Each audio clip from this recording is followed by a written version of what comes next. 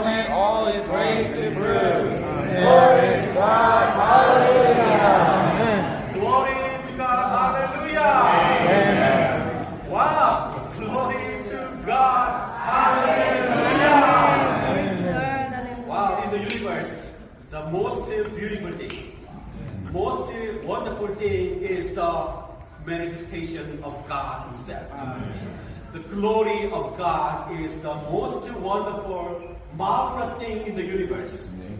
The whole universe will be amazed, will be surprised that we, the human beings, are the expression of God. We, human beings, are the glory of God. How could this be? How could this happen? Marvelous. Amen. For this, God became a man and human living, crucifixion and resurrection, and became a life-giving spirit and into us.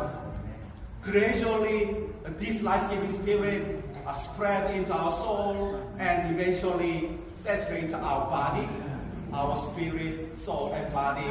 Whole our entire being will express God Himself. This is the glory of God. This is the new